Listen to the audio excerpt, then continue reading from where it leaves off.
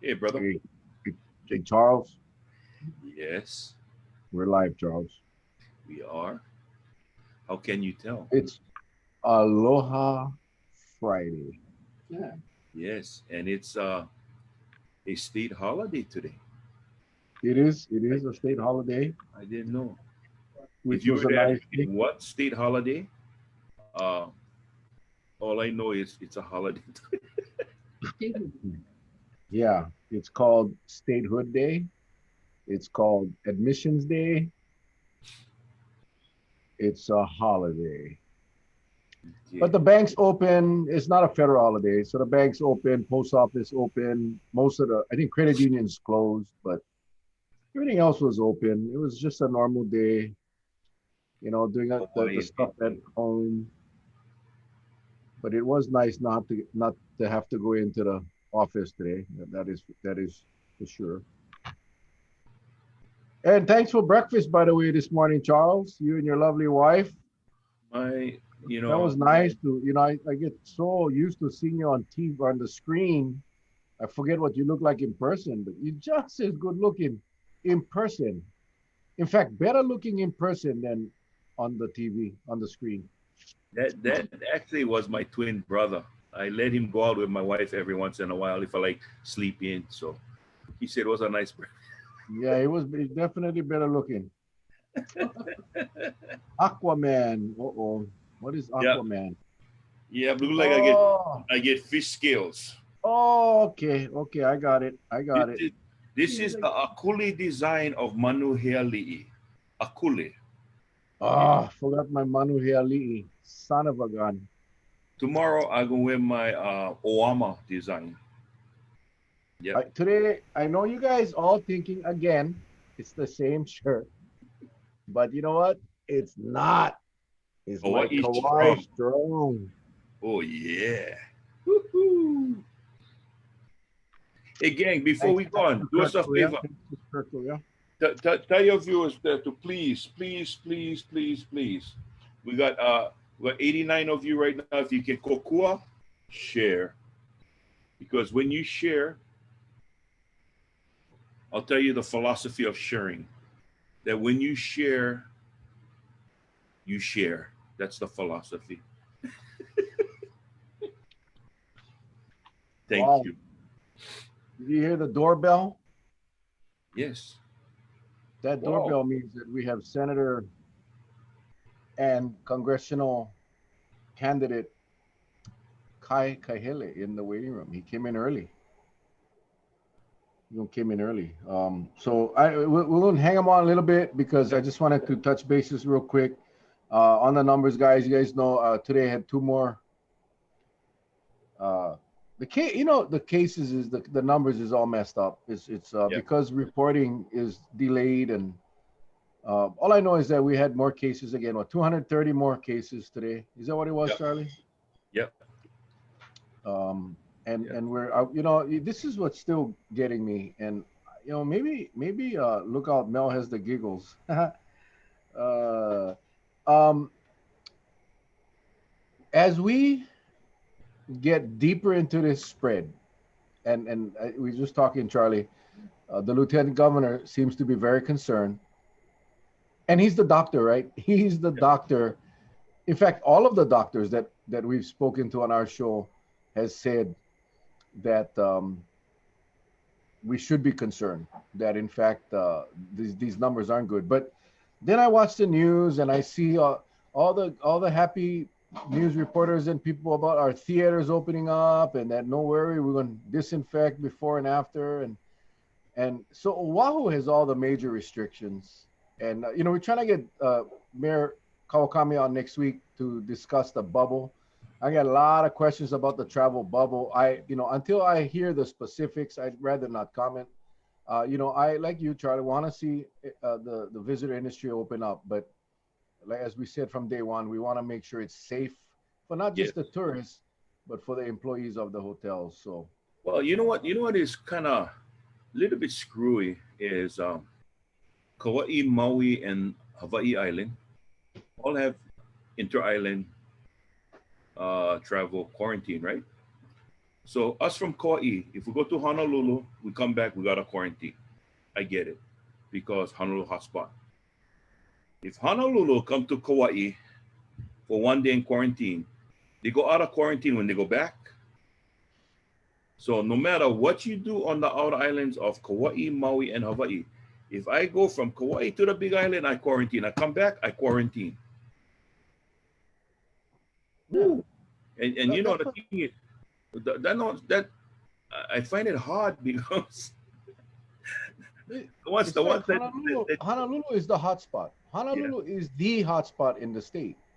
And yeah, we're getting clusters, and you can see more clusters coming up. I'm yeah, hearing the personal.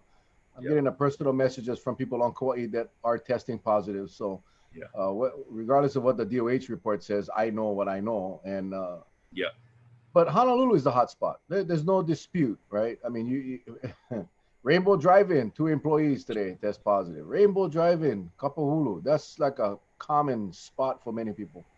But my well, point is this: so Honolulu is a hotspot.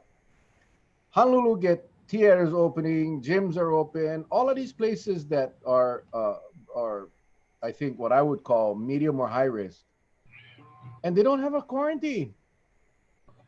They don't have a quarantine for travel. I don't get it. They shut down all the beaches, but they open up the water park. Well, I don't get it.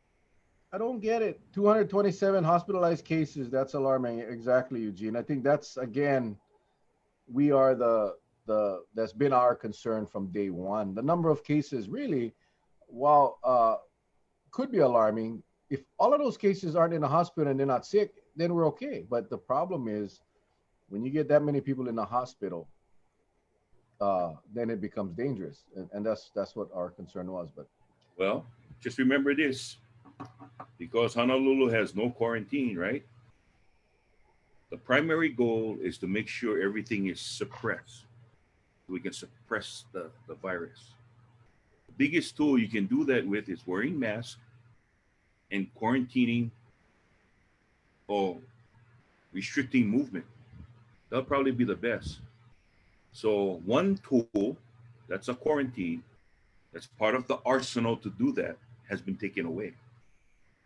So it's like going to war with a gun, a very big one, but for getting back in Hawaii, the big bullet that go inside the chamber for make the thing go boom to shoot out the other end, right? So you go there with this big gun just to scare everybody. You're gonna scare them into submission. But then somebody pick up and go, yeah, but the big bullet, you forgot them at the Honolulu airport. So right now you all show and no go. That's what it's gonna come down to. Oh boy. yeah, it's the problem with this whole thing for us on Kauai, for those on Maui, Big Island, Molokai, Lanai, we're one patient away from a disaster. One, what we call patient 31, right? One of those can send our hospital system upside down. And so while people may say we are fear mongering or we're overprotective, um, just listen to the people that experience that in other jurisdictions, and then you understand our concern. We're not trying to scare nobody, Yep. but we need to understand the consequences if we don't behave. If we don't, you understand. Our contact tracing. I don't care what they're telling you. I don't. And you know what? I'm gonna hang on right now. I'm just gonna read this message that I got today. And I got this today at 12:31 from our good friend. Um, I won't even mention name. I won't mention our name, but a good friend of ours is my friend in Hawaii got COVID. She got her results back on Wednesday. No contact tracer or DOH has contacted her yet. She is in the process of contacting everyone she met the past week to let them know. DOH is a joke. What are we doing? Another friend's sister tested positive. After 14 days, DOH said she is good to go. If she is good to go, she told them that she still feels sick. They told her it's okay because a lot of time has passed. luckily, she said she didn't feel right, so she's continuing to isolate. Now, this is why I'm concerned. You know, if we had the confidence of our state, Department of Health, and you know, we're gonna bring in Kai already, but you know, if we had the confidence, they failed in the prison, they failed everywhere, and this just came in today at 12:32. Yep. So amazing how that's why I'm concerned, because if we cannot isolate through contact tracing, and yet we moving towards opening up places that when we were at a low number was considered high risk or medium risk, and we were shut down. Mhm. I'm just confused. I'm just confused. I'm so confused. But anyway, how's this, Charlie? Oh boy. Ken Griffey. Yeah. You know, I know, and the reason I'm putting this up because I just saw Tyson Moises come on, but this Patsy and I went to go clean our shed, and we found three big containers, and this one actually has a certificate and everything. But this is an autographed photo of, and this is real too. It's like a of Ken Griffey Jr., Seattle Mariners. That is probably about 25 years old. But in the three boxes, Charlie, I found baseball cards, football cards, pogs, bottles. Um, Wait, uh, wait, uh, wait, wait, wait, wait. Let me ask you. Was that in a box or was it in a time capsule? Which one was it? I felt like it was a time capsule because some of the stuff in there is 30, 35 years old. And it's just been in those crates. It's not boxes, it's crates, sealed. So anyway, Tyson is coming over tomorrow, and we are going to, Sunday. He's going to come over to my house on Sunday because he's a collector. And we're going to go open up these boxes one by one and find all the gems in there. So we might hit the big one, bro. Or I'm going to have to order one bin for throwing all this rubbish. Anyway, here comes Sky. The Yellow. certificate of authenticity is what makes it. Shh, quiet. Shh, he's studying. He's studying. Shh, Shh, yeah, he's yeah, studying. he's Yeah, he's studying. studying. I think he's taking the contact tracer course that they just put online. Hey Hello, guys, Senator. aloha. Aloha. Hey, nice Are we seeing you, live? man. Nice, Are we live? nice seeing you. Beautiful. Yeah, we are live. Oh, We are great. live. Okay, let me go share on my Yeah, page. go ahead and start sharing it. And what a Uh, I, beautiful day and a nice shirt, by the yeah. way. Yeah, I had a great day in Hilo. Went down to Pipikeo Point, down to the ocean, and got a nice lay on Aloha Friday. So mahalo for having me. Happy Aloha Friday, everybody. Glad to be here. Well, Are you done with your sharing duties? he looks official. I You look look official. Yeah. on Hold the on. background. Look like part of background you borrowed from the Department of Health because that's the same view I saw when the unannounced visit was made. With all those Yeah, all my those shit. colleagues. That's right. Hey, don't underestimate Senators De La Cruz and Kim and Kidani and Kyoho Kalole. If they're looking to get to the bottom of something, they're gonna show up unannounced sometimes, and sometimes that's what you need. Yeah.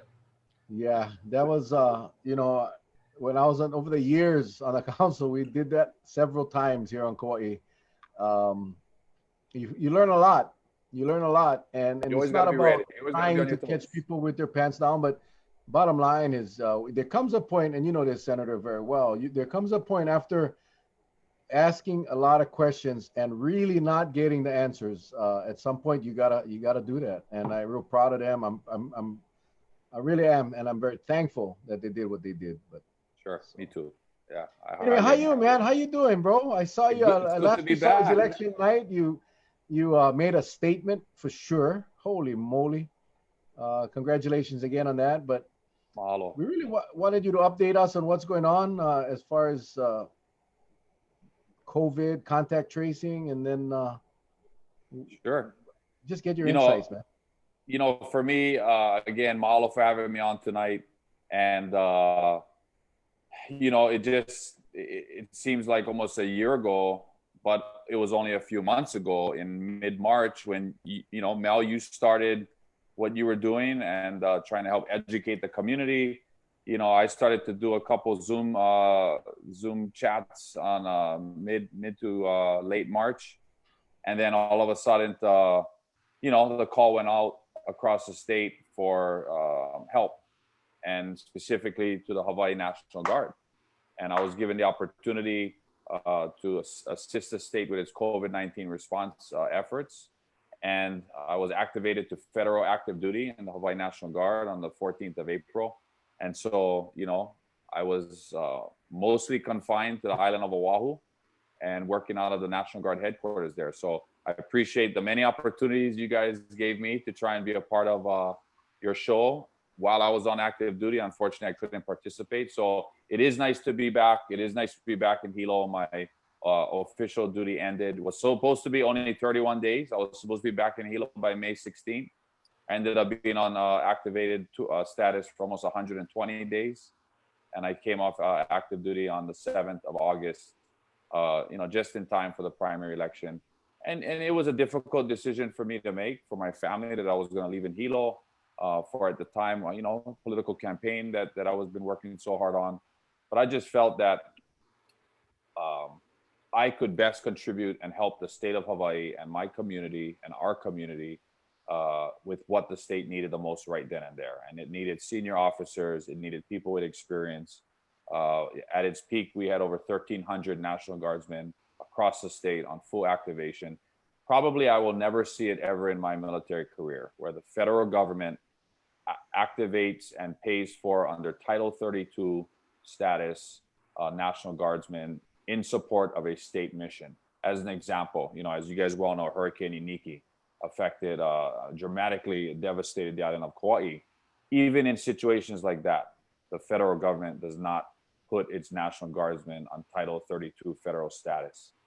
This is a presidential national emergency, and you know, we answered the call. And at 48,000 other National Guardsmen across all 50 states are right now participating in that COVID-19 relief effort. So, you know, I was just very, very honored to be there. We did a lot of work, a lot of things at the time I couldn't talk about. I can talk about now, and I'd be glad to share it with your viewers tonight, because we did a lot of great stuff. There's a lot of stories that are not told each and every day, but the National Guard is there to help us get through this, and you know, it was great.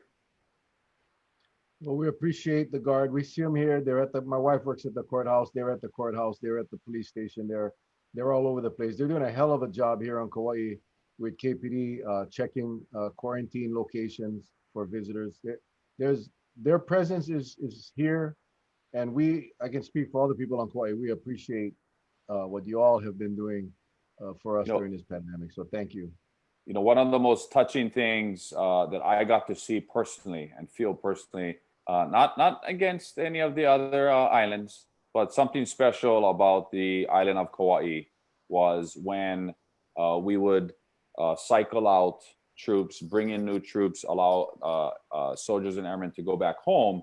And every time we brought an aircraft in to bring in new personnel and to bring people off Kauai back to Oahu, Mayor Kawakami came out to the airfield with his senior staff, put a lei on every single service member, shook their hand, took a group photo, gave them some words of inspiration, and sent them back home to their families. And you don't know how much that means to a National Guardsman that has missed Mother's Day, has missed Father's Day, missed the 4th of July with their families, missed their kids' birthdays.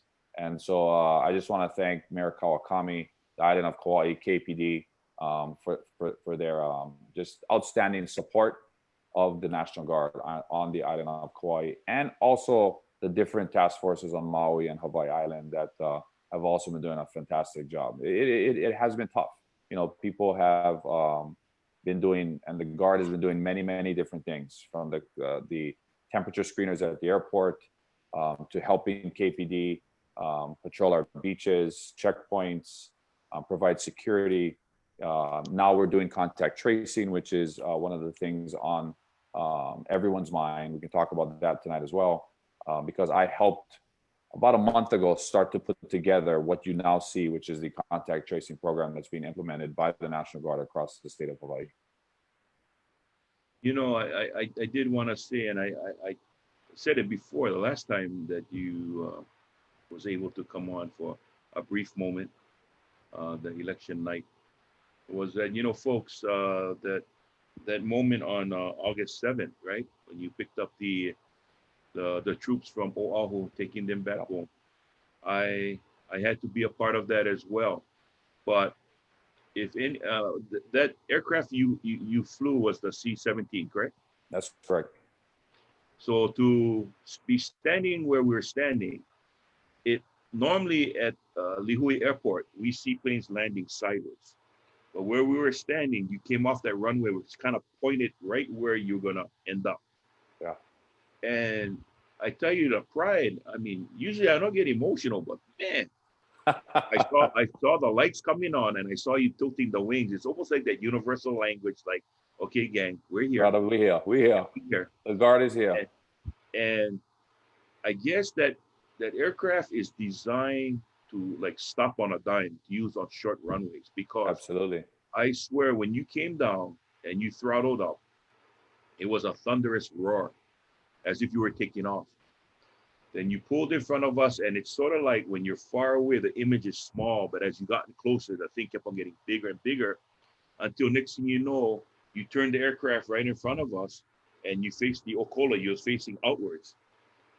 And you know, ladies and gentlemen, to see the back end open of that aircraft, and you rarely get to see this, but then you see one good-looking Hawaiian boy coming out with a shaka sign to all of us. I told my wife, I just broke down and then because I turned to the men and women that you were taking, Yeah. and you could see them all teary-eyed because they miss home. They miss home. They miss their families. The families miss them. Yeah, and you took them all home safely, and it was just a beautiful time. I'll never. You know, like I say often, the state of Hawaii and the National Guard has invested an incredible amount of time and effort and resources in my professional development, in my military career. I've now been in the Hawaii National Guard for over 20 years. I'm a lieutenant colonel. I started flying the C-17 in 2006. Prior to that, I flew C-130s. Before that, I flew the F-15. Flew multiple missions in Iraq and Afghanistan, and got to command the C-17 in combat missions in Afghanistan as the mission commander. And so, you know, it's all of those skill sets and experiences. And when it was a time for all hands on deck, late March, early April, we answered the call, you know, and I was just fortunate to be able to do that. And we worked with a lot of great people. You know, I was under the command of Hilo High School alumni, Viking General Moses Kauivi Jr., another local boy, another Hawaiian from Keokaha that graduated from Hilo High School. That was the Brigadier General of the Joint Task Force that I was assigned to. So we're your brothers and sisters, we're your uncles and aunties, we're your neighbors, as Mel would know, as somebody who has also worn the uniform and served in the National Guard. And so, you know, we're there to help our communities. And it takes a collective effort like this, you know, government, community, nonprofit, the business sector, to get through something that is an unprecedented pandemic and a health crisis that we have never seen before. You know, that C-17 squadron, we had an opportunity to have that right here on Kauai at PMRF. I don't know if you remember that, Lieutenant Colonel. It was many, many, many years ago. And as good as that would have been for our island, for the base, for jobs, I mean, you'd be on Kauai pulling your drills, man. That's where you'd be. That's right. I've flown in many times to a PMRF. So yeah, I mean, it's a wonderful place. That's where I served, and I love that C-17. And I was on a council at the time, and we did the resolutions. But you know, there was a huge portion of our community that opposed it. That they didn't want that here, and what an opportunity lost! What an opportunity lost! And like many things across our state, that he still to this day has great influence in is, of course, the late Senator Danny Noy. And if it wasn't for him, we would never have had the C-17 come to Hawaii. We would never have had the F-22 come to Hawaii. where we have Hawaii as being one of the premier, you know, programs in the Pacific that offers that, you know, that air component that's so necessary to our state, our humanitarian relief efforts, everything that C-17 does. We can move things very, very quickly, and you know, we're there when the state needs us most. Well, it's a huge upgrade since the C7, which is what I don't even remember. I never even heard of one C7, brother. Yeah, the C7 was the predecessor to the C-130, and the C7 was a twin-engine turboprop that's how they moved the troops back then, and then the 130s, and then of course the C5, and then the beautiful C-17. But the C7s, man, I tell you, bro, you got your teeth got loose by the time you landed at your destination, because it was a rough ride, but it was cool because they flew with the back open. You know how Charlie explained how the back opens in a C-17? Yeah. The C7 was like the C-130, and they kept it open when they flew. It was exciting. I love that plane. But anyway, enough of planes and all of that. The National Guard is playing a vital role now, or a big role in the contact tracing, and that has been a problem that has been exposed basically by the Senate COVID committee. And when did they start the training? I know that we have heard from so many people that have took the course, got certified, just never got the call.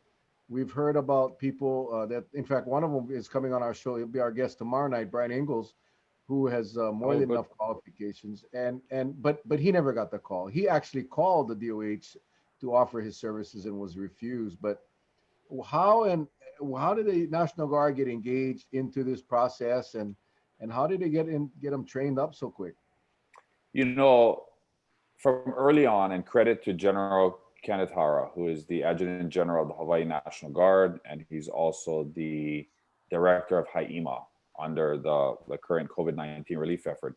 He wanted to implement and has publicly said that he wanted the National Guard to be more active in helping to develop the contact tracing, or what we like to say is COVID mapping program in the state of Hawaii. But there was resistance from the Department of Health to utilize the National Guard to do that. You know, like I said, I showed up on the 14th of April, and these were things that were talked about, but was never put on the table. You know, there is a fine line you also need to draw when doing contact tracing, COVID mapping with the military, because of the privacy issues that exist, and the unique laws that the military has to abide by when conducting domestic operations, with basically United States citizens. So that's, we got to make it really clear with that. But that was things that we could have addressed early on, and we could have started to build out our contact tracing program. We could have started to model ourselves after other states that have already been implementing this and have been utilizing the National Guard to do this. And I just think we're a day late and a dollar short. You know, the contact tracing, and this has been something that Mel and I, from early on, if we knew that a program, because we felt like, in being former law enforcement officers, we know that you start with a target, and if you're going to get to the target, you kind of extrapolate and go backwards and find out who is connected to that target, and you try to find as much information as you can working towards that target. Right. That's how we viewed the contact tracing to begin with. But it was always this mystique in a negative sense, because of the messaging coming from DOH that, hey, they got them under control. And yet we're kind of wondering, how are the numbers running away from us? So with the program that you helped develop, why don't you go over with the viewers? Because a lot of the viewers are still confused about contact tracing and how it starts and where it begins.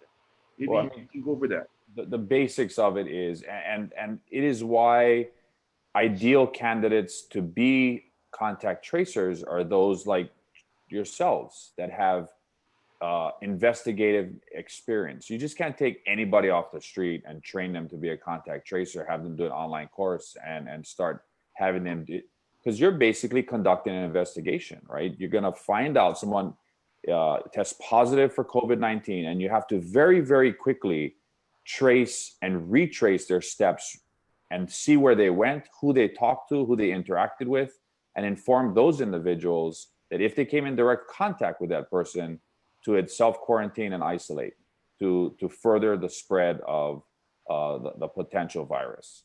And that's not something easy to do. That takes certain skills you have to have. It also takes almost like a command center. You have to stand up and you have to operationalize a robust, integrated network of individuals and systems that can give you that real-time information for the tracing component of it.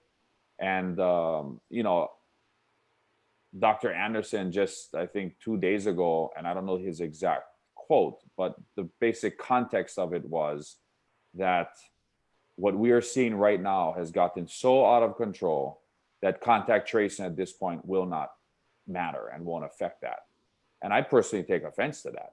When months ago, state senators, members of the House, the community was begging for this program to be implemented. We know that based on the Lieutenant Governor's statements, Dr. Miskovich and others out there, that we need somewhere between 400 to 500 fully qualified, fully certified, fully trained contact tracers, almost operating 24 hours a day, 7 days a week in a operationalized command center to effectively contact trace across the state of Hawaii. At this point, where we have now thousands of cases of COVID-19 just in the last few weeks, it is becoming very, very difficult to implement a program like that.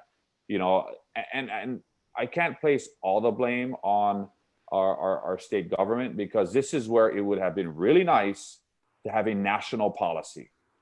The federal government, the lead agency, have a federal standard for the states, instructing them what to do, giving them the necessary resources to implement that, and getting this stood up quickly. We could have addressed this in January, in February, in March. Here we are in August, and we're in a much worse situation we are now than we were when I went on active duty on the 14th of April. And that's frustrating for me, because myself and hundreds of other National Guardsmen put out a lot of time and effort to get us to where we were, only to see it rapidly deteriorate. And it's very, very frustrating. Well, and while I don't disagree, I do put the blame on the state, because the Congress, the federal government provided this state with $50 million specifically for contact tracing and testing. So I'd rather have the control locally, but we had the money, or we have the money, and we failed. And the money wasn't to go and put out an online training and go get as many people trained as you can. No, the money was to hire contact tracers, meaning you bring them on board and you hire them and you get them working. And if we had done that, if we had brought in the appropriate number of contact tracers, and some would argue maybe we would be paying people for not doing anything. Well, you know what? There's other duties to do besides Sure. contact tracing while the numbers were low. But had we done that, we would not be where we're at today. Well, I shouldn't say that, because the prison is another problem that contributes a lot of numbers. But the State Department of Health failed, I think, in their responsibility to implement the tools that were provided by Congress, so we could get a handle on this. So it's I just wish they had done what they should have done, and I think we would have been in a much better place today. And I think that members of the State Senate COVID-19 committee, members of the House Select Committee, should be aggressively asking and trying to find out where that money went. We already saw a letter from the House of Representatives from a congresswoman who sent a letter to the governor asking him for specifics on how that money was spent. Where was the thermal imaging and the temporal scanners? Was that implemented at our state's airports? how was that money effectively spent, which we know has to be spent by the end of the year. Otherwise, I guess the funds will lapse or need to be returned to the federal government. So it'd be really interesting to know where the money went that was appropriated to the National Guard, to HAIMA, to the Department of Health, and why those decisions were made that way. You know, with the numbers as of today, over 5,000 cases of infections. If I didn't, me personally, Charlie Iona, if I didn't actually follow how this developed, I would have thought, because prior to all of this starting, we know it came from outside of Hawaii's boundaries. It had to come in. Okay. I would literally think that we had 5,000 individuals infecting or coming in here infecting Hawaii. But because the ineffectiveness of the contact tracing, we don't know if amongst that 5,000, if there's any related cases that if we followed it correctly, it should come back to one focal point again, the person who did the infection. But see, we don't know that. And so that's why it's hard to me to fathom at this point the direction of the contact tracing, where it's gonna go. We know it's already spread sideways. That's always been my fear. I said, hey, throw the net out as far and wide as you can to better bring everything back to the center. Right. But it's going the other way. And so in your estimation, with 5,000 cases, and some have written to me before, said, you know, some we just cannot do anything already. So like they said, sometimes you just have to let the ugly snake rear its head to find out where it's at, because right now it's below the surface. We Right. can't see it. To have 5,000 cases, what is your estimate of the needed contact tracers to actively attack this thing? Well, what would you say? I mean, we should at least have 500 contact tracers, and there is a specific number per, I believe it's 100,000 residents. Right, right. It's 30 per 30 per 30 per 100,000. 100,000 residents. I mean, we, you But know, again, but then you when you're when you're that is when pre 5,000 cases. Yeah, Right. that's the suggested when you start in your contact tracing program. But right now, obviously, it's going to take more than 300 contact tracers, which is what 30 per 100,000 would give us. right.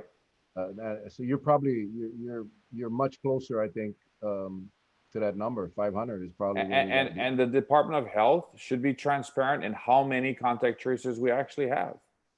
You know, and that has been the frustration that I have had. I know the Senate committee has had, and you know, it's no different than when the Senate committee was strongly suggesting that the governor utilize the convention center to stand up the unemployment insurance operation to quickly get people their claims. And there was so much resistance to do that. I mean, you had state House members and senators and their staff members volunteering their time at the convention center to help process claims, which they had no idea how to do on an archaic system that had never been upgraded in years. But that's what they're willing to do. And there was so much resistance to do that from the administration. And it has been challenging and difficult. You know, it's easy to armchair quarterback. You know, we're not in that seat. We don't have all the information that Governor Ige has.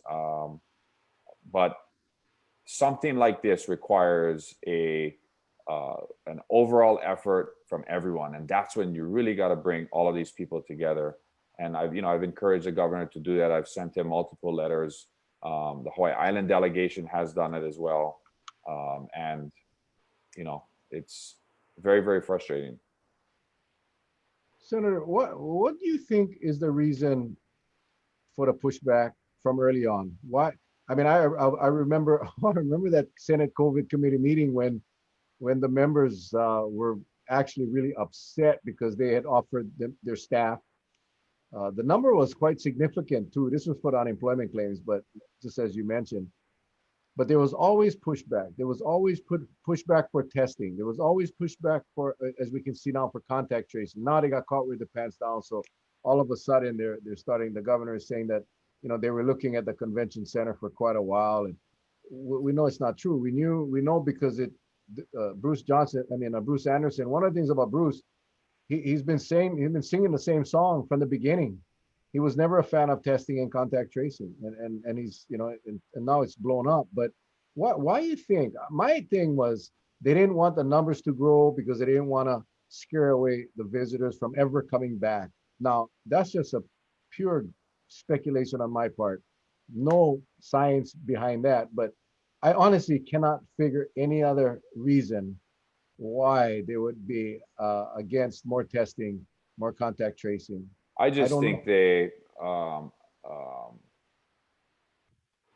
totally underestimated this pandemic. You know, we all saw that COVID and the coronavirus starting in late December and early January overseas in Asia and in China. The first case in America was about the middle of January, and we watched different countries like Italy quickly become overwhelmed from the coronavirus, but there wasn't much going on.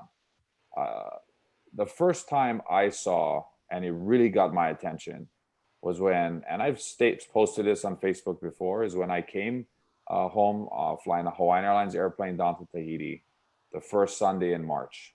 And I flew down on a Saturday night, and I've flown to Tahiti many, many times before, 50, 75 times in my last 10 years.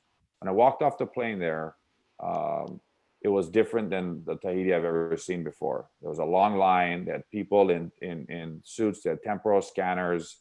You filled out a form when you arrived. They checked your temperature. They you did sanitizer. They asked if you were sick. And I was like, wow. When I came back to Hawaii 5, 6 hours later and went through customs and immigration at Honolulu Airport, I just walked right into the state of Hawaii. And I knew then how unprepared we were. And this is like March 3rd. By the 15th of March, on or about that time, the legislature had already adjourned, and the state was preparing for the shutdown. A few days after that trip to Tahiti, we had an opportunity in the Senate to meet with Dr. Park and Dr. Anderson. And I was not convinced in that meeting that they understood or was prepared for what was about to overwhelm the state of Hawaii. And at the time, there was no guidance on masks. They didn't think masks were going to be effective.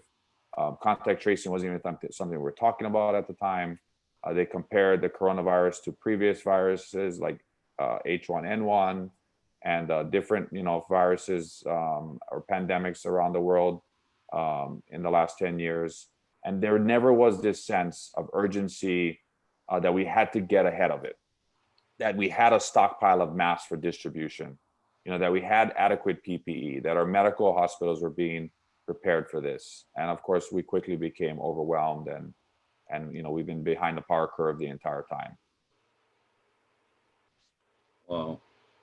So when you see that, when you saw that, and you already knew something wasn't right, as an elected official uh, in the state legislature, what was some of the things being discussed at that point? Was there anything in the hopper to say, hey, I think we got a problem coming. It's coming. Was anything like that even said? Everything happened so quickly. In our particular case, the COVID-19 committee was created. The legislature adjourned. Senator Nishihara tested positive. We all went into 14 days of quarantine. I had to drive to Waimea to go get a test. I never got my results for 2 weeks while I stayed in quarantine. And there was very little information that came out. Then the Trans-Pacific quarantine went into effect. There was no, real solid thought put into that. We never addressed how we were going to deal with private aircrafts coming into the state, what that form would look like, how people would be quarantined when they did arrive. Those were all things that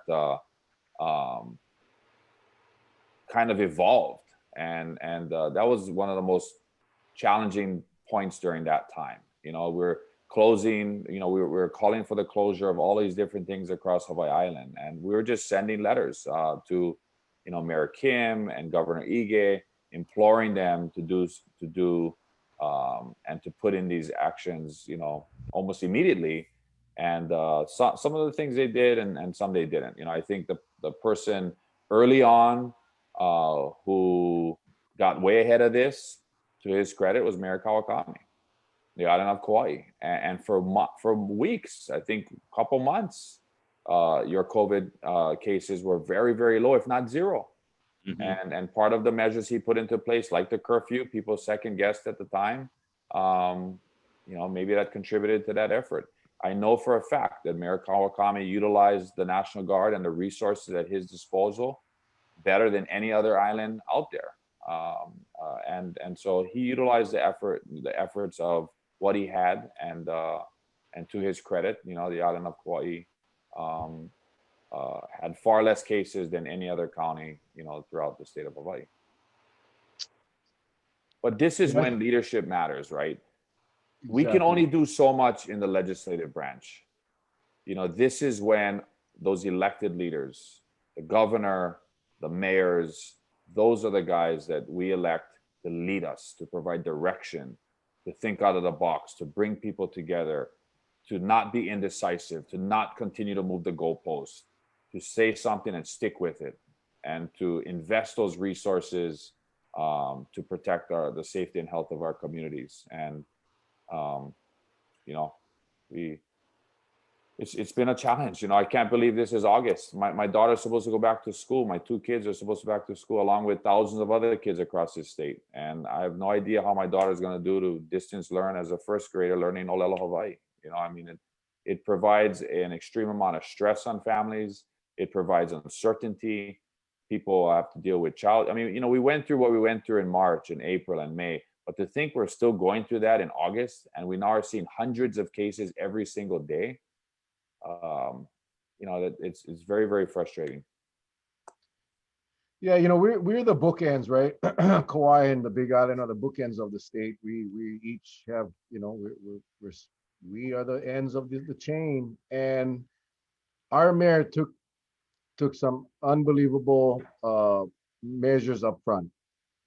And your mayor, and this is nothing against Harry Kim, I'm just saying that he chose down the much more subtle path, and he got a lot of criticism for that.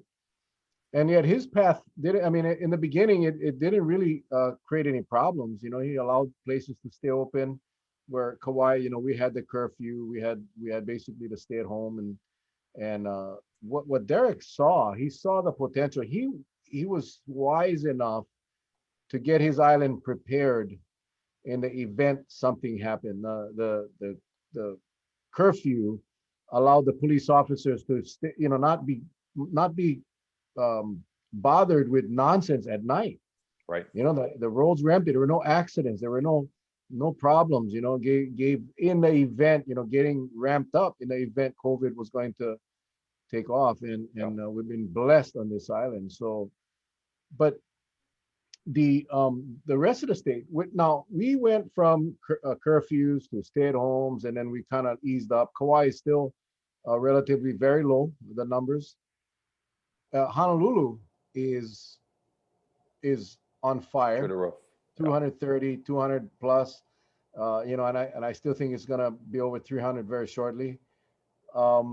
And yet they're opening up. They don't have a quarantine for incoming people from the inner island, from the other islands, and now there is some talk about the resort bubbles.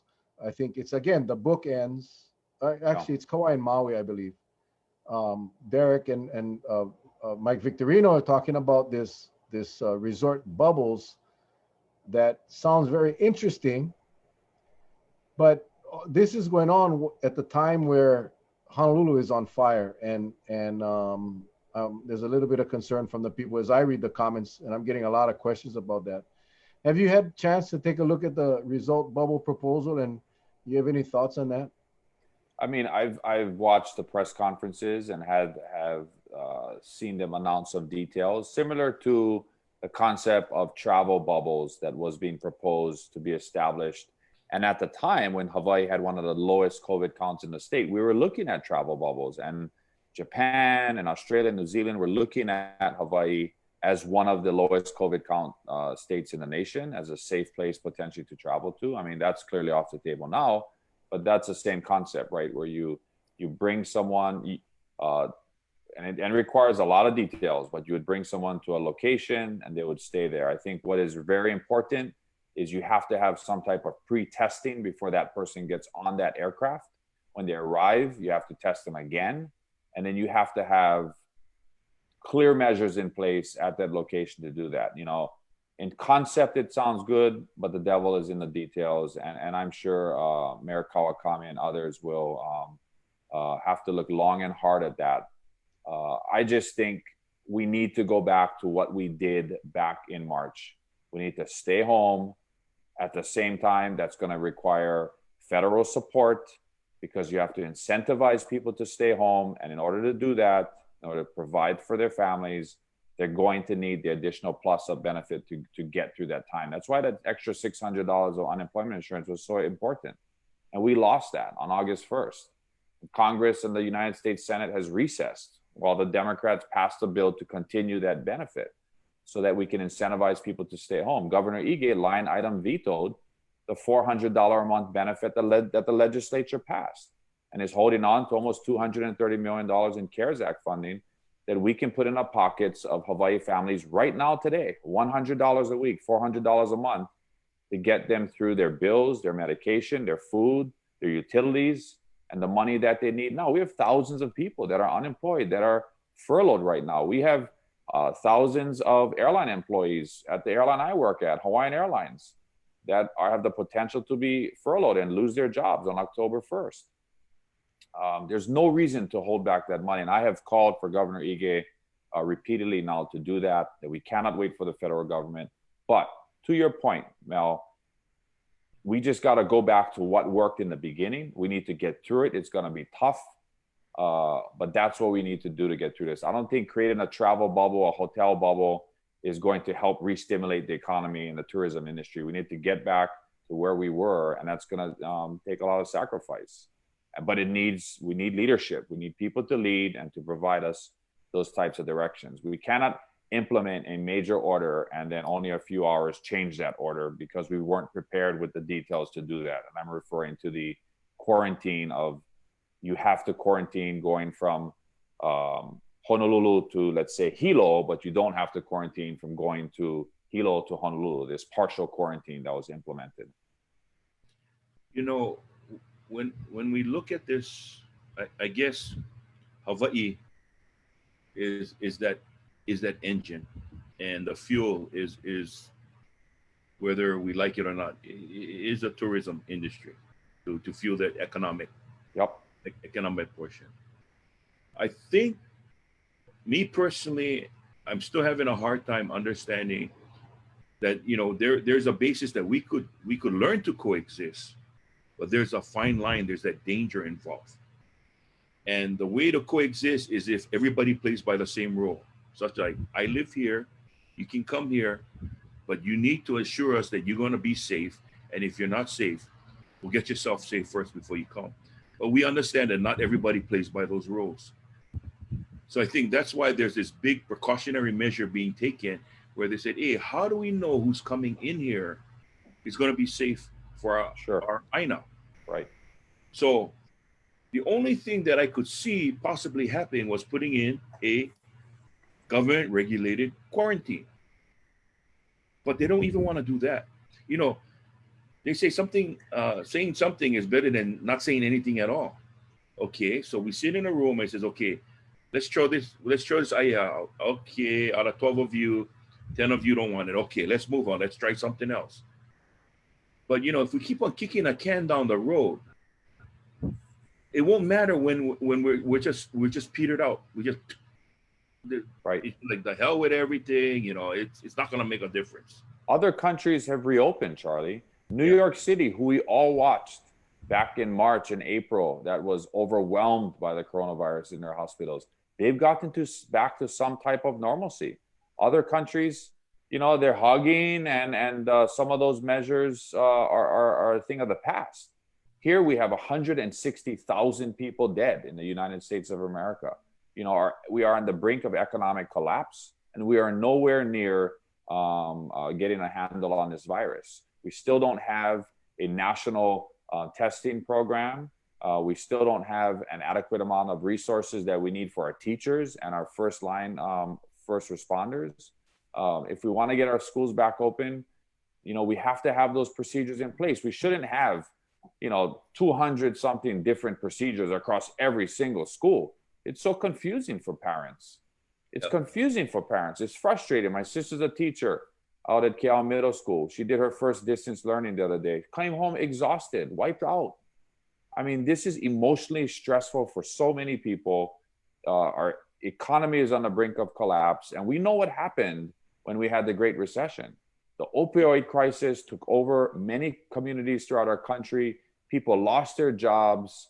And that's where we're headed if we don't get this under control.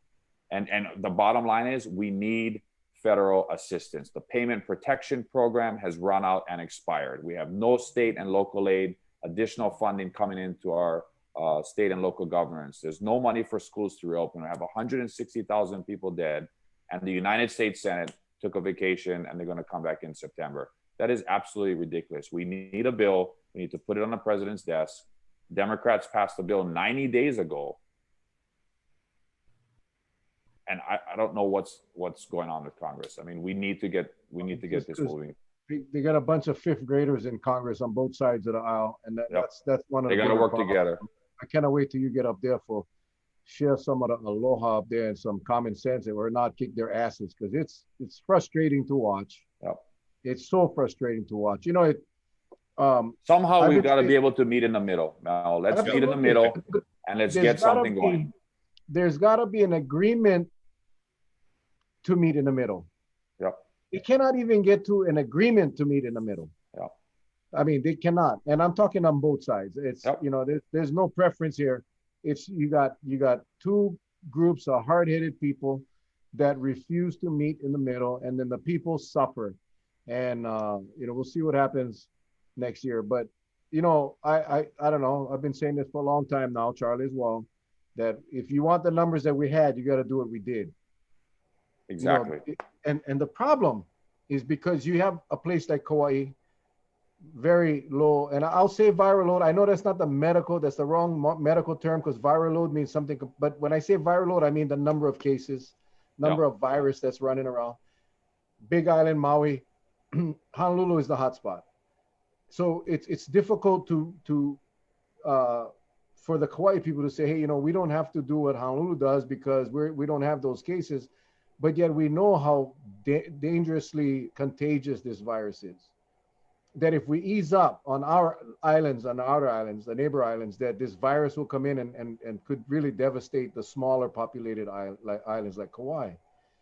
And that is the frustration. Now, the travel bubble, if what Derek is talking about can be done, if you can have a hotel that's willing to put up these safety measures, isolation rooms, medical treatment facilities, bracelets. What gets me is on March 26th, Senator, I posted a post and I sent a letter to the Senate COVID committee as well as the governor with what I thought was a good idea. I mean, it took me all of an hour to think about it, but it's basically started. The premise was having our people come off the planes, put a bracelet on.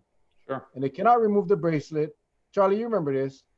And if they remove the bracelet, it'd be a horrendous fine, but that bracelet would track them. And right away we were told that you cannot put a bracelet on these people until they test positive. That was the Attorney General, whatever. And now we're talking about a resort program, which includes a bracelet. So, you know, that's where it's so frustrating. Like, okay, so in March, it was against their constitutional right. But in August, it's okay. And this is not a ding on any of the mayors, because this direction is not coming from the mayors. It's coming from the state, from the Attorney General's office. It's incredible. I think we might have to get you back into public office now. No, I like what I'm doing, actually. But my point is that if No, I we get can you. Yeah. isolate these people Yeah. and have that testing system where they get tested pre-flight Free and they flight. get tested again here at the hotel with a test to bring down the chance of transferring that virus down to a manageable number, then we can be okay. But that's not But going to happen. no, but remember, you just talked about what wasn't good then is good now. You and I was the first ones to talk about oh, why don't you give a locations, because when sharks bite people we let them know where they got beat. And you said yeah, Couldn't but cannot now do that. but it's cheaper, right? Fast Yeah. forward to today. We had an outbreak at a gym. Anybody there, please let us know. They make a public broadcast. So I asked Yeah, myself, strip oh, joint, what happened to strip joint. HIPAA? If you was at this strip joint, can you let us know? 808, or if you was at the city bus routes or this school summer fun program, all of a sudden HIPAA. That's what you see, Senator. It's hard to be a you know. No, I but was Well, what I mean, we know the virus, at least our best guess is that the virus came to Hawaii via air travel. Somebody brought that virus to Hawaii, right? And if you're gonna quarantine, and we should have done this early on, quarantine means you arrive in Hawaii and you go to a quarantine location, a quarantine hotel, and you're not leaving. We're gonna escort you to your room. We're gonna bring you meals, and you are not leaving. And these are the types of steps that were taken in other countries. Draconian steps, super tough. They brought food to your door, but that is how they immediately isolated the coronavirus. Some of them did it for 75, over 75 days, but they were able to suppress the virus well enough that now those economies are getting back to normal, and there's a sense of normalcy. And I don't know how we get out of this right now, where we're having triple digit numbers every single day. And Well, that's how you get out of it, Senator. Yeah. You put them in a facility. Yep. You do not allow anybody to leave, and you bring the food to the door, and you do it for 2 cycles of the virus, which is Yep. 28 days, and Yep. we can get rid of this thing. That's the Yep. only way to put uh, to put the trust in or to let these visitors come and expect them to quarantine is a mistake because they're not doing it. They're breaking quarantine. Not on the honor system, Charlie. I Yeah. mean, Mel, come on. Exactly. I mean, you cannot trust people. You would hope you can, but the last 5 months have proven that people will not respect the laws and the proclamations we put in place, and they will go out and transmit the virus. And that's the only way I agree that we can suppress this. I get this feeling, Kai, and you're right. You want to trust people, but you look at some of the guys that got arrested for violating. I mean, you get one guy looking like this, and you think that he looks like somebody you can trust. I mean, come on. I mean, I hate to be judgmental like that, but it's almost as if they come knocking on the door, and they're saying, here's the weakness. We're gonna try it this way. And what do? We overtaxi our law enforcement. We take them out of the norm because they got to go play this cat and mouse game. And that's one of the things that we started to grumble way from in the beginning. I would respect the governor more if he just pulls the trigger now, good or bad, but he just makes a hard decision. It doesn't work. Okay, that didn't work. Move on. Try something else. But to stay right, to stay right in this lull right here. Here's another example, and this goes back to the economy. This goes back to the federal support we need. The governor's already stated that he's looking at furloughs in the month of November. Well, you know what? I'm not advocating for that. But if he is going to do that, and it's going to affect first responders, potentially teachers, our social service network, our public government employees, then start to let them know who those people will be, so that they can at least plan. People got to be able to plan. There's too much uncertainty going on right now, and I hope that never happens. I hope we're able to get a federal additional CARES Act, HEROES Act infusion of money into our state and local government so we can prevent that from happening. But our governor just needs to make a decision. He needs to provide enough time so people can plan their lives. But we just cannot have the indecisiveness that we are having, and it is frustrating. Again, we're not sitting in his seat. We're not seeing the information that he has, but we also have a lot of great people out there, that want to help, can help. Lieutenant Governor Green has been doing the best job he can, and we just all got to try and come together and get this through. It's been tough. Well, I'm just hoping, I hope we can do it sooner than later. I mean, Yeah. this is like one of those things where, to be healthy, you got to eat right, you got to exercise. We know that. Yeah. I know what I need to do to lose this bariga. I know that. I just don't have the discipline and the determination to do it. The governor knows what's going to happen if we don't do what we need to do with this coronavirus, because it's happened in New York. New York's rate today is 5 of every 100,000 residents has a virus. 5, that's in New York. In Hawaii right now, it's 15 per 100,000. We're 3 times more. We're 3 times more dangerous in Hawaii right now than New York is right now. This thing will get better, get worse. Hawaii is no different than any other place. Right. Aloha is a great thing, Right. but it doesn't prevent the virus. In a sense that if we practice aloha and wear your mask and behave, that Right. definitely works. But I mean, so yeah, I hope he does. He get like you said, we got the $230 million that's in the bank.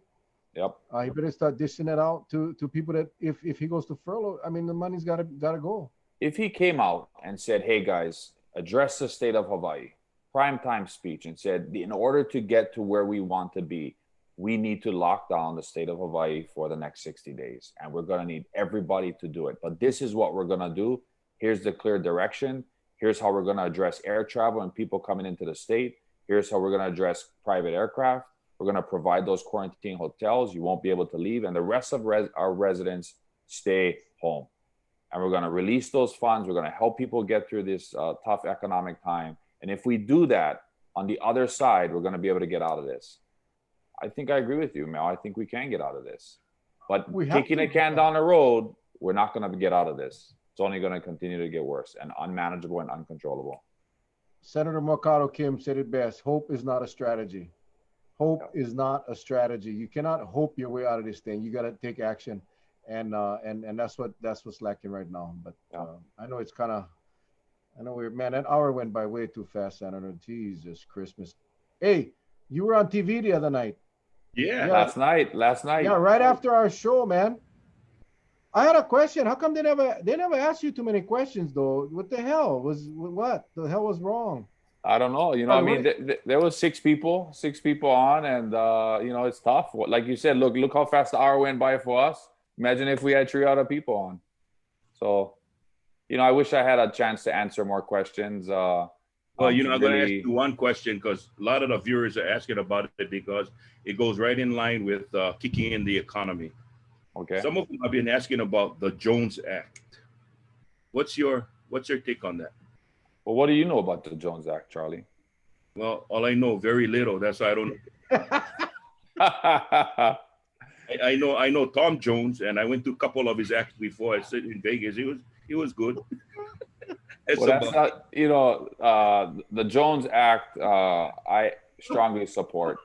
I don't support repealing or exempting the state of Hawaii from the Jones Act. The Jones Act is a law created by the United States Congress over 100 years ago, and it has to do with the domestic shipping from the continental United States to the Hawaiian Islands. And, for me, the Jones Act is something that provides good quality American jobs. It sustains our shipbuilding industry. It supports our national defense. And I would, prefer to look at the real challenges that face the people of Hawaii, especially the middle class, like wages, housing, and healthcare, and other things that affect the high cost of living in Hawaii. Many people advocate, and half the audience last night that I was with strongly supported getting rid of the Jones Act. But to me, that is not the silver bullet. If we got rid of the Jones Act, that is not going to decrease the cost of living in Hawaii. I honestly believe it will kill American jobs. I can relate to that. You know, the airline industry is very, very similar to the maritime industry, and for people to put it and try to wrap their head around it. Sorry, I right across from fire station, but imagine this. Imagine if you were able to take a foreign aircraft, a foreign air carrier, operating under foreign laws and foreign regulations.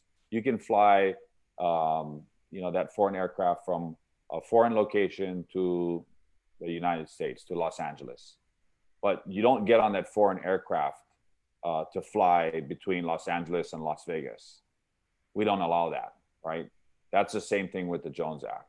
Is it prevents foreign ships and non-Jones Act crewed vessels from providing domestic shipping between primarily the West Coast and the Hawaiian Islands.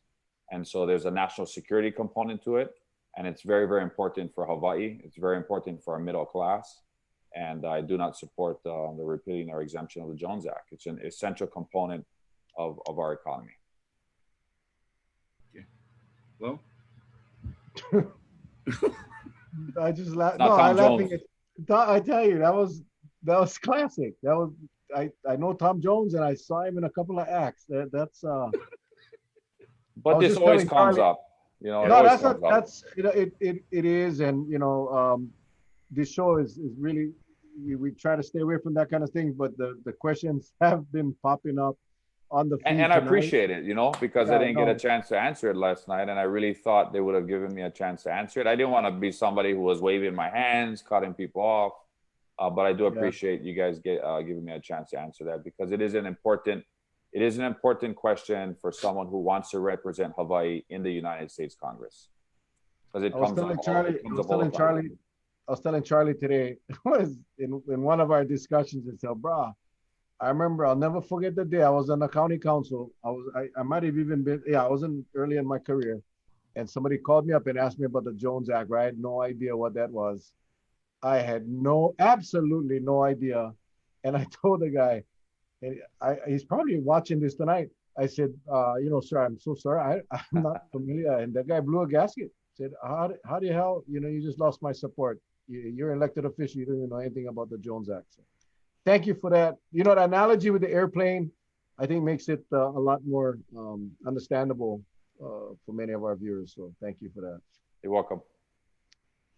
Any closing thoughts before you?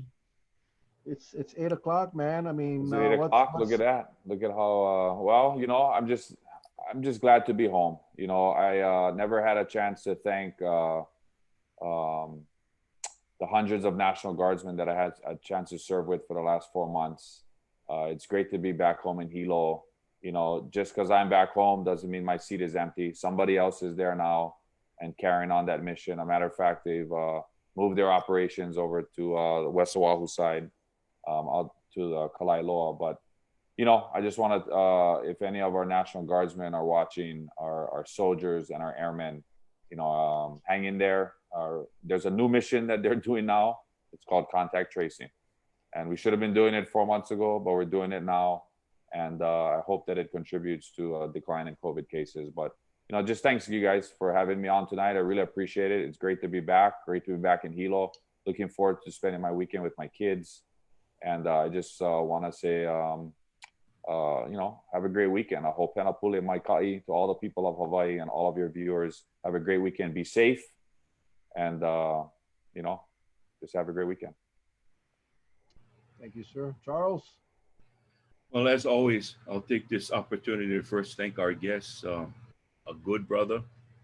I mean, I had an opportunity when we went up to dedicate that batting machine for the kids at Ke'aukaha baseball park. And just to see them, because, times are tough, but because there's a lot of good teams coming out of there, and to give them the equipment that they so needed to further their athletic abilities, and to have seen you there, and to just saw how the people just taking some cuts, and just to see the people how they gravitated towards you. It was there'll always be special moments. So I like to thank you, Kai, for being on with us tonight. I appreciate it. your candor. Not everybody gonna agree. I saw some comments about the Jones Act. Yeah, they have the right to express that you were wrong, but there are also those online that says no, you're right, and they understand. So that's a good thing about what we can do, because remember you said we gotta have that happy medium. We gotta bring both sides together. We're not Sure. gonna agree on all things, Right. but as long as we can agree on the majority of the things, it's better, right? Right. So we're always going to have that. We can agree to disagree sometimes, and I'm glad you brought that to light, and I really really appreciate it. And to our viewers out there, again, one more night we've had a great guest. We had great guests all week, and tonight is no different. And I hope you folks enjoyed it. Thank you for sticking with us. And I now turn it over to Brother Mel. Yeah, the comments are blowing up. Oh, you can see them, yeah, Kai. You get to see the comments on I your. haven't. No, I haven't seen them yet. I got the Okay. Zoom up, so I haven't seen Okay, anything. well, I wouldn't. Yeah, it's all good actually. Really, really good. I think they appreciate Honesty. their responses. But I just want to say thanks. I worked with you for a while now. I wish I had an opportunity to serve with you, but you're too stinking young. That's the problem. I'm just too damn old. But appreciate what you do for us. Yeah, In mahalo. all facets. All facets. I mean, with the guard and the legislature. Looking forward to having you as our U.S. Congressman. Can't wait. Like I say, I mean, we don't endorse nobody on the show, but I'm voting for you. So that's just the way it is. And I just know your work ethic. I know your heart. I know that you're a good person and that you're gonna do well for us. And I cannot wait for that to happen. And looking Mahalo. forward to that. But appreciate you spending your hour with us. Tell your family thank you from us for allowing you to spend an hour with us, and we'll definitely have you back on, man. Sounds good. Definitely have you back on tomorrow night, 7 o'clock. Brian Ingalls. This one is going to be exciting, I think, because I think this fella he runs on high octane, and he's a statistician. Kai, you might want to join in on this one, man. He's tune in because this guy got the numbers that don't lie. Numbers don't lie. And so I'm looking forward to that for that tomorrow night, 7 o'clock. All right, guys, you guys all. Mel, one first thing, Mel. Yes, sir. Can I ask the senator to repeat something? Because I know there's some people on this thread that really doesn't know his background, but as a collegiate volleyball star for the University of Hawaii, can you just say it one more time, how that whole evolution went and where you ended up as on the national team? I just had the awesome opportunity to be taken under the wing of U.S. Olympian Pete Velasco, a legend in Hawaii volleyball. Spent 2 years with me, and then those 2 years, taught me just about everything I know today and helped to create the person I am. I walked onto the University of Hawaii men's volleyball team in 1995, and I was the last person to make the team, and ended up to be fortunate to go to 2 Final Fours in the national championship in 1996. And, that experience completely changed my life. And, those things I learned as being on a team and being on a championship team, and the sacrifices you make and the efforts that we put in to have one of the greatest volleyball teams in Hawaii history, to play in Pauley Pavilion against UCLA in the national championship in 1996 with greats like Yuval Katz and other names out there that people remember from the mid 1990s were just very, very special to me, and times of my life that I cherish. And I'll often say I walk in the footsteps of great leaders. Someone like the late Lieutenant Colonel Mark Takai, who was a All-American and outstanding swimmer at the University of Hawaii, also an athlete himself. And I hope to walk the halls of Congress in the footsteps of Mark Takai and Senator Akaka and those great leaders that Patsy Mink and others. And so, just looking forward to it. And I really mahalo you guys for giving me that closing comments. Thank you. And also the great Senator Kahele, your dad, Hey, that's was right. Yeah. the man. He was Yeah. just an amazing leader of the state. So the apples no fall far from the tree, bro. Apples no fall far from the tree. Love you, Mahalo. bro. You guys take care. Love We'll you see you guys guys too. tomorrow night. God bless. Love you guys. Aloha. Ahuio.